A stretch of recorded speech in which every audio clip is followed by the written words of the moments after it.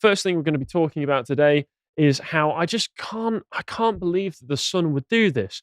Can you believe that the Sun would do this? Spread lies and malice about a innocent and completely anonymous BBC presenter doing bad things that then turn out to have some potential truth to them. Obviously, what we're talking about is Hugh Edwards, which is still full of allegations, and we can't say anything for certain right now. But it seems that the BBC and a lot of the other media apparatus in the UK has decided they are going to close ranks, even those outside of the BBC, which is one of the interesting things that I've noticed about this. So, for anybody who forgets about, was it 10 years ago, 10, 11 years ago now? Was that when all the Savile stuff came out?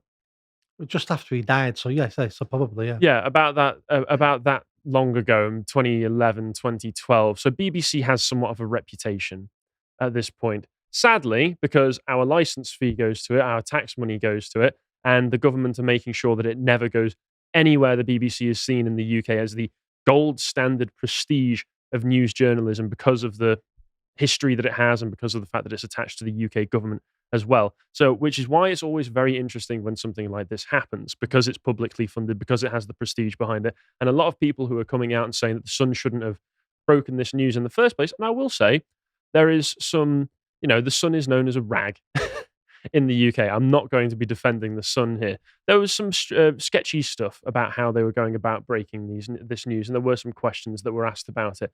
But still, people trying to completely obfuscate and say this doesn't matter at all. No, it matters when public money is going into an organization that is expected to give people honest and trustworthy news. You want to care about the sort of people who are giving you this news. You want to be able to trust them if you're going to be trusting what they say. So I think that's what's interesting about this. Yeah, I mean, most organizations will protect their stars. They will protect the geese that lay the golden eggs. Look at Gary Lineker, all the trouble he's got into over Twitter. Constantly. Look at football clubs where the number 9 striker can do and say anything and will get away with it because he's the star of the team. This is human nature to protect the most valuable people of the tribe. Now, in a society where we talk about equity and equality all the time, it just doesn't ring true. But part of the problem is we don't have any more societal shame anymore now. Anything goes. If I want to do it froggy style in the bucket, then I'm allowed to.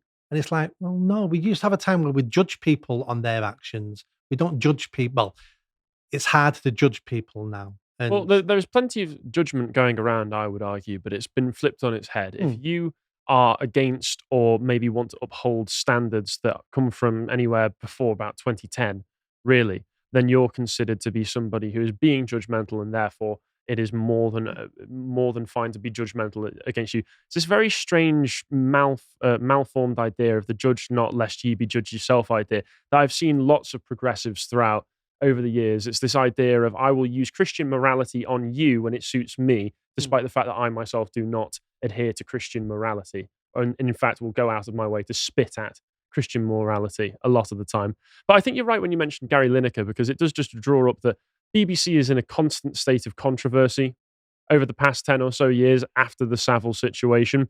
And it doesn't help that a lot of the people who man the BBC, mm. like Gary Lineker, go out of their way to just insult and show contempt towards people who are paying his bills. Yeah, but then just as many people applaud Gary Lineker for what he says. So there's a tight line to walk. I think what annoys most of us is the hypocrisy. Now, if Hugh Edwards, this scandal would have been somebody, if he'd have worked at GB News, for instance, this would be a whole Oh, different yes. story completely. So it's not that they're protecting the morality of this; it's they're protecting someone who they perceive is on their side, who says all the right things. Yeah, they're protecting their friends Yeah. because they know that they're not their enemies. And that's where this really comes down to. But before I get into some more of the details and let you all know what's going on here, we've got some more excellent videos on the website now. This is the most recent symposium which has come out, which is Stelios' series, episode 27 on the Epic of Gilgamesh, where he was talking about Carl and Bo in what has in itself become quite an epic episode. You can see from the timestamp there, it might be hard to make out on the screen right now, but that is 3 hours and 21 minutes long, almost 3.5 hours long, appropriately for the Epic of Gilgamesh, one of, if not the oldest surviving stories that we can that we have access to at the moment. And we've also it's in our brand new studio as well. People were excited to see what the new studio looks like. I've seen it You've today. taken a look at the new studio It's today. if you think this studio was good, then the other studio's fan. It blew me away. It's fantastic. Yeah, if you think that this studio is maybe a bit too like disconnected, if it's a bit too Modern, yeah. clinical and modern, you'll be very pleased with the new studio. If you thought the old one was homely Yeah. and felt like cozy, then this one will blow your mind on those fronts. But anyway, so the initial reports that were going out were, as I mentioned, coming from the Sun, where they were reporting like this a few days ago. This all sort of came out at the beginning of this week when they were saying BBC presenter suspended over sex claims and broke lockdown laws to meet young stranger from a dating site. So initially, no names were being given out about this. It was only all being reported anonymously regarding the person that this is all surrounding. So for the first half of the week, I don't know about you, but there were lots of people I know who were involved in speculation. Who's it going to be? Yeah. Who's it going to be? The name Hugh Edwards was thrown out a few times in speculation, but a lot of people I heard say that was either I don't know who that is or no, it couldn't be him. Obviously, as I say though, the allegations thus far are just allegations. Nothing has been confirmed, and in fact, police have looked into the matter and said that there has been nothing illegal go on. So, like you say, it's more a matter of for the people who are complaining about this situation, for the people who are defending this situation, it's a matter of morality for the people who are offended by what Hugh Edwards might have done, which is that we don't want our news being presented to us by people who are immoral. Um, it's really, really complicated. So for me, the biggest part of this story, if true, again, we don't know if it's true or not, but the biggest part of the allegation for me is the young person involved. And we say young person, but they're not a child. They're not technically legally a child, but they're a young person. Use the money they got for their drug habit. That's the crux of this scandal. It's not that we've got a older man um, engaged in sexual conduct or sending naked photos of anything like that with someone younger. That happens all the time, and that's you Although can class. I will say, if that part does turn out to be true, depending on the age Yeah. when it started with the boy, then I would pass judgment on that. Well, yeah. So what people might not understand is in this country, it's legal to have sex at 16. Gay sex, heterosexual sex, sex in a bucket, anything you want from 16. Taking photos of somebody under the age of 18, sexual photos is illegal. So the laws don't match up there. So if this young person was 17, that's been reported, it may not be true. If he was 17 sending sexually explicit photos, then a crime's been committed there. But if he was 18, then no crimes have been committed. Yeah, I think another part of the story as well is that part of the allegations are that he went out and broke lockdown laws at Who the time. didn't? Everybody did. Who didn't? Everybody did, but it was enough when directed at certain people to be able to bring politicians down, or at least allow themselves to be brought down. So it's just another layer of the hypocrisy that you mentioned earlier. So what the reports say in this particular article was that the Sun had received messages which suggest that, as well as visiting the 23-year-old's home, the star had sent cash and asked for a picture. He was sent a naked, semi-naked photograph. And I believe the Sun got a lot of this information from the boy's parents as well. In an interview, the youngster told how the star travelled across London to another county to meet them at their flat in February 2021. They said that they first met the presenter in 2020 on a dating site. The presenter had started a chat with a 17-year-old follower on Instagram using love hearts and kisses in his messages. The BBC reported that another youngster has claimed the presenter sent them threatening and abusive messages. Jeremy Vine had called on a well-known BBC star to name himself as the presenter at the centre of the scandal. So there was a lot going on there that left a lot of things up in the air, left a lot of people speculating of what was going on. But as soon as it came out, without even questioning the validity of the information regarding this, BBC and The Guardian both came out with essentially the same article asking questions for The Sun over the BBC presenter story. And to be fair, there were some valid questions to be asking about this, which was mainly surrounding how valid is all of this? What is the veracity of this? Are you just accepting information that's been given to you that could smear a man's entire life regarding this? But I see this as the media closing ranks, as they often do. Whether it's the BBC, whether it's the Guardian, all of these people will be attending the same parties. All of these people will know one another, and so they close ranks to keep themselves safe. They're also competition. This is a very competitive market, newspapers. So if they can damage the Sun, just like any other business would damage their competitors. And what we need to understand about the Sun, I would imagine, and I'm 99% sure this will be true, they would be trying to check everything they can because they don't want to be sued. I mean, this is all Because you fair. look what happened to News of the World. Mm. They went because of something similar to this. So, it's they would be checking everything. And if they turn out to be false, then I'll be on Hugh Edwards' side to sue the pants off him. No, of course.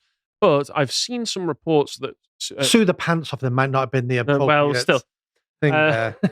I think Hugh Edwards, from what I've seen from other reporting, has been in touch with, I think, Cliff Richard's lawyer, is what I was seeing. And apparently, because of the fact that they maintained anonymity with the people that they were reporting on at the same time, there would be some difficulty with a defamation lawsuit if they were to direct it against the Sun. Oh, yeah. Because they kept the name out. So that would probably be why the Sun kept the name out in the first place, because that's one of the questions the Guardian and the BBC were asking, which is, okay, why, if you've got all of this damning information, why are you keeping it anonymous? But once again, when it comes to things like alleged crimes, then you do have to be careful when you're reporting on them, because eventually it did come out that there was truth to the matter, or at least some truth to the matter, that there was a BBC star at the centre of a scandal who had been removed from the BBC or suspended from the BBC for a temporary time whilst the BBC were making an internal inquiry. And that turned out to be, as we've mentioned, Hugh Edwards.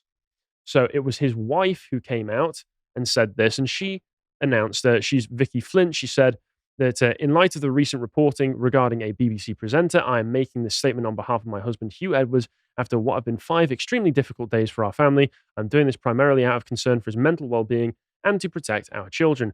Hugh is suffering from serious mental health issues. As is well documented, he has been treated for severe depression in recent years. The events of the last few days have greatly worsened matters, and he has suffered another serious episode and is now receiving inpatient hospital care where he'll stay for the foreseeable future. So in that statement, once again, no confirmation of anything whatsoever. So it is still alleged. I believe once he is out of hospital, that is when we will get an announcement from Hugh Edwards whether there is any validity to the claims. I wouldn't be shocked if he came out and denied every single one of them. But at the same time, the BBC, as I said, is doing an internal inquiry right now. Although 2 police, if I go to not that one, but this one. So there has been a police inquiry already. And they've said, I think it's 2 police forces have said there was nothing criminal about what's gone on. But the BBC is still resuming its investigation now because they paused the investigation while the police were looking into it. So we'll see what happens. But as it seems right now, it doesn't seem that anybody's broken any laws in this. So like you say, if photographs were sent by people of legal age within the UK. Or, as you stated before in one of the news articles, the photos were semi-naked. Oh, yeah, they're walking that tightrope. So semi-naked, you've got shorts on. That's semi-naked. So there's nothing illegal about that. Yeah, it would still be strange for people to come out if there is truth about all of this. It would be strange for people to come out and defend him because he would have still been doing something, as far as I'm concerned, very immoral. He's married. He's 61 years old. He's got children. He was breaking. I know everybody did it, but he was breaking the lockdown laws, and we were expecting to hold other people to account on such things. So we should be expected to hold him to account on it as well. And as you said, if this was coming out with GB News presenters, then they would be all over it. There would be no excuses made. Or if it was on the other foot and it was young girls that he was speaking to. I mean, I hate to bring up this example. Leonardo DiCaprio gets so much flack for going out with women who are a bit younger than him. But these are women who are well within legal age and well able to make their own decisions regarding who they date. If Leonardo DiCaprio, an older man, does want to go out with them for a set amount of time, and it is always a very set amount of time with him, that's their decision to make. They have the autonomy to be able to make those decisions. But it still has a different set of it's still judged by different standards. It is, but again, this case is different because money was spent on drugs. The young person involved, I believe, is obviously, and his parents have stated he's a drug addict. So you're keeping somebody in an unfit state with the money you're giving them. He's married, so he's let his wife down, he's let his children down. But the people like us who think this is amoral, the people who don't always think it isn't. We've got girls chopping their breasts off, and lots of people are clapping, going, "You go, girl! You can be a boy." So it's this is part of the culture where when you can break certain aspects of social norms if you're on the right side. You're right. If this was girls, he'd be called a pervert and he would have been attacked more.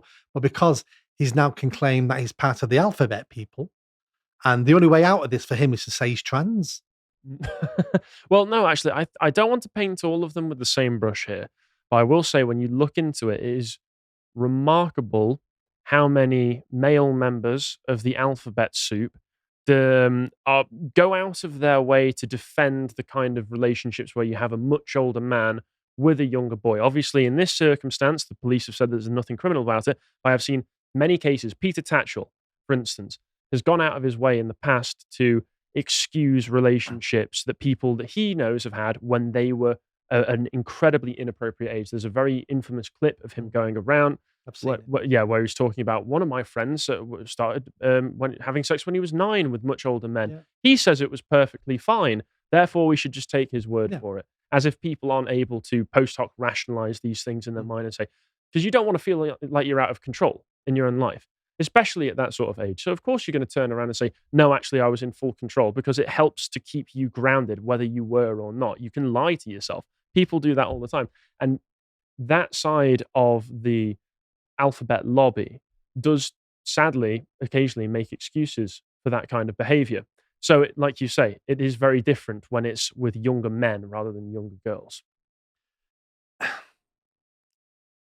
Uh, I'm not too sure it is. I'm not too sure. I just think there's a hypocrisy there when it is with younger men, because you then can claim that you're a victim and you always should have been gay, but society forced you into a marriage with a woman and you've had kids and you could never be yourself. But now I'm 61 and I feel You can liberated. definitely play that And, card. and you can play that card and people are lapping that up.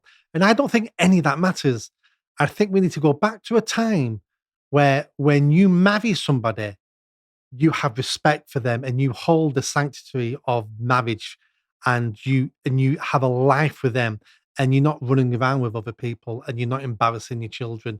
That's what this is about for me. It's not about the sex or the gender of whoever it was before. It's not even the age difference, because who are we to judge an age difference? We shouldn't be judging that. We should be judging people on their self-respect. I certainly won't be disagreeing with you on anything that you just said about the sanctity of marriage. Yeah. I'm very much on board with what you're saying there. One of the other things about this that we've not mentioned so far is that, according to some of the news reporting I've seen, there are also other allegations coming out from people outside of this one person whose family have been Mm. speaking to the press, which is that apparently other BBC young interns and young staffers at the BBC have been saying that there has been a particular presenter, which might once again be Hugh Edwards. This is all alleged still. That might still who's been sending harassing messages to them and applying pressure to them to get what he wants from them. So that could be related to this as well. And if I carry on, like I said, the BBC has been investigating this for a little bit, and in fact was investigating this before the Sun the documents were published by The Sun. So once again, when the BBC comes out and starts to trash the entirety of what The Sun is doing, and they know that they're already investigating a journalist within their own organization, they know who that journalist is. They probably knew who The Sun would have been talking about. Therefore, when they start to come out and question, say, oh, The Sun's being so terrible here, like you say, their competitor, but it seems to me to be closing ranks, because The Sun is outside of the BBC sphere. It's part of the Murdoch news sphere, isn't it? And the BBC, the Guardian, all of them, they hate the Murdoch branch of the media in the UK. And I'm not a particularly huge fan of them either, just to be clear. But sources have claimed that Newsnight host Victoria Derbyshire has been carrying out enquiries for a while into the newsreader's conduct, according to to the website Deadline. Two BBC insiders claimed that Ms. Derbyshire had contacted multiple individuals, while another downplayed the work and denied it had been an investigation, saying no evidence of wrongdoing was found. So, once again, they're restarting this investigation. They're continuing it, so we'll find out what happens in the future. And apparently, the parents of the Hugh Edwards case have been offered tens of thousands for a Talk TV interview, which is currently being edited for broadcast. So we'll see what happens there.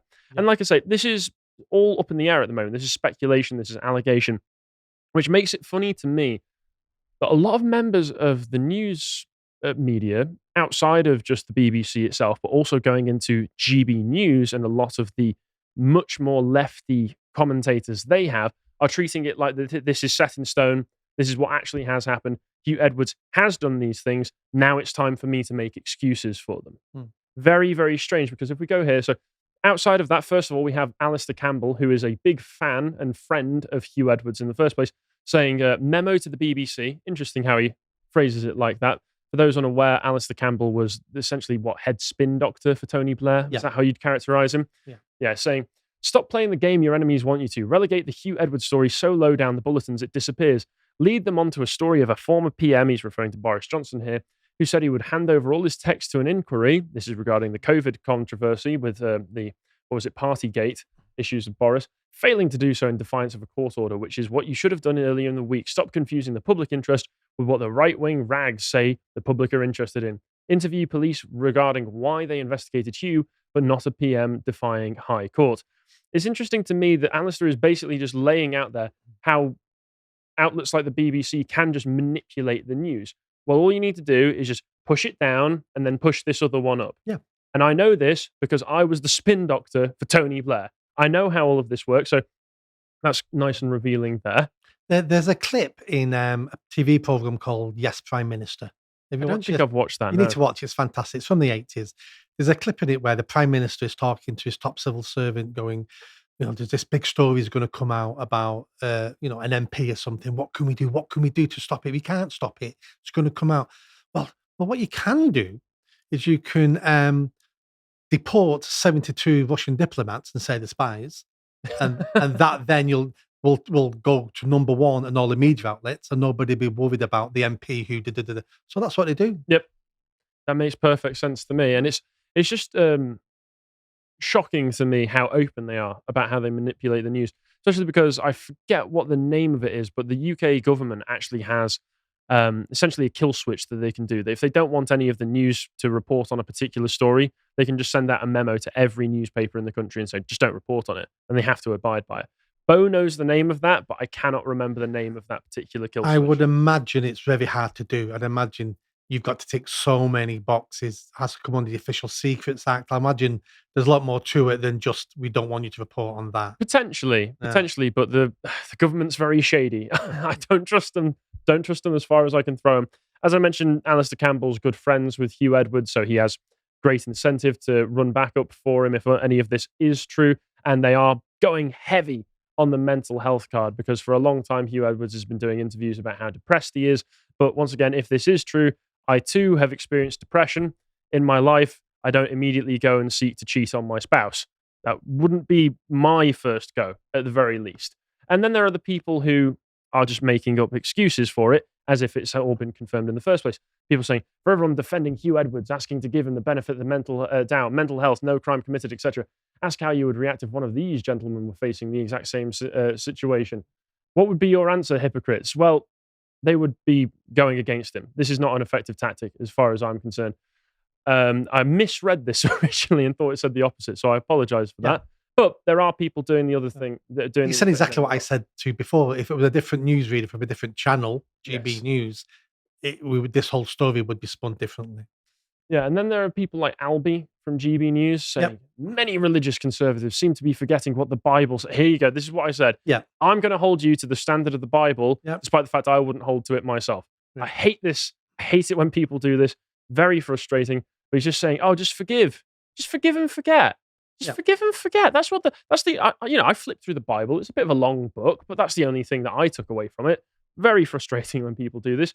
Tom Harwood, as you would expect. This was when people were still speculating. I have a feeling that because this person in question is a liberal BBC type and the newspaper that highlighted this is The Sun, we're getting some very different reactions to the story on different quarters, blah, blah. What it's worth, I think the liberal BBC supporting Welsh nationalists has been wronged in this play so far, and I think that regardless of his politics. Okay, great statement. Benjamin Butterworth, a young person, never complained, except for the potential BBC interns and such who did complain about it. And also, once again, it's not whether the person involved complained, it's the immorality. I've stopped at least 15 girls being raped. None of them complained. We just uncovered it. Yeah. You don't need the person to complain in the first place for the action. A lot of the time, they don't know that they don't know they're a victim. They don't know they're being abused and being victimized. You can convince a young person on many levels, on many things. Just because they don't complain doesn't mean they're not a victim and they're being abused. Yeah, and there's other stuff regarding this, but I think that's all we need to cover. But just remember that the institutions who are tasked in the UK with giving you trustworthy news are often staffed by untrustworthy people. And I say that regardless of whether the allegations regarding Hugh Edwards are true or not. That's just a carte blanche. That's how I take it. Don't trust the BBC. Shock horror. I know. It's very shocking to come from me, but there you go. If you appreciated that episode from the podcast The Lotus Eaters, you can go to lotuseaters.com to get access to all the premium content that's on the site, such as the Brokenomics series, this episode on aliens. If you'd like to find out what else is being put out, you can follow on Getter at lotuseaters_com on Getter. Thank you and goodbye.